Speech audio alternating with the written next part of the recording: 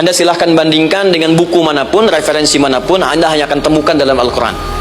Dari sejak sebelum lahir, bagi perempuan yang tengah mengandung, langsung Allah berikan tuntunan bagaimana agar kandungan itu berjalan dengan sehat, nyaman, dan mudah ke persalinan. Quran surah ke-7 ayat 189.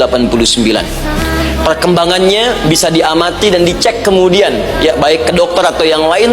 Nanti perkembangannya disebutkan di Quran surah ke-22 ayat ke-5. Dirinci lagi di Quran surah ke-23 ayat 11 dari 9 sampai dengan 13. Kemudian mulai terlahir, dari lahiran diberi petunjuk oleh Allah. Nih, berikan ASI maksimal 2 tahun. Kalau ingin berhenti sebelum 2 tahun boleh, begini caranya. Quran surah kedua ayat 233. Dari sampai usia 2 tahun menjelang balik, kata Allah berikan 4 pendidikan dini.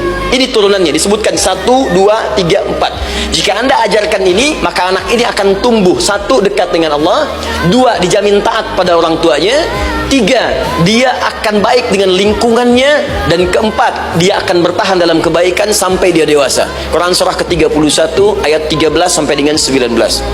Usia 7 tahun, ya, mulai dia balik misalnya, dia akan mulai belajar bagaimana cara belajar yang baik supaya cepat paham, gampang mengerti. Turun Quran surah ke-9 ayat 122.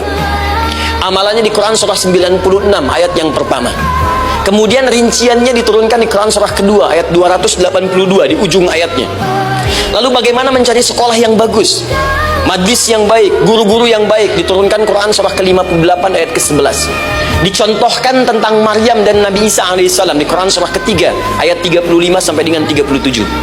Naik lagi, dia mulai dewasa, ya, mulai bergaul, bahkan kadang-kadang merantau, punya tempat komunitas berbeda.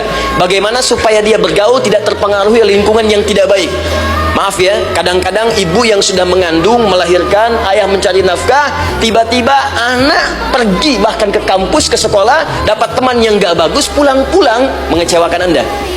Dan bagaimana menemukan tempat-tempat yang baik untuk bisa menjaga perilaku anak ini? Ditemukan nanti di Quran surah ke-49 ayat ke-13-nya. Dirinci perkembangannya di Quran surah ke-12 Yusuf ayat 2 sampai dengan ayat 29-nya.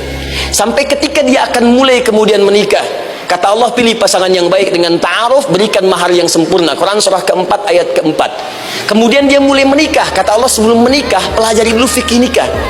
Banyak orang yang menikah tapi karena tidak belajar tentang persoalan rumah tangga, apa yang akan terjadi di rumah tangganya. Detil Pak, Bu.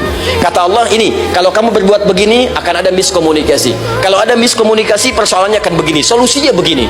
Maka diturunkan dasarnya di Quran surah ke-30 ayat 21, detilnya di Quran surah ke-4 ayat 34 sampai dengan 35. Paling kiri sebelah atas sampai dengan ke tengahnya.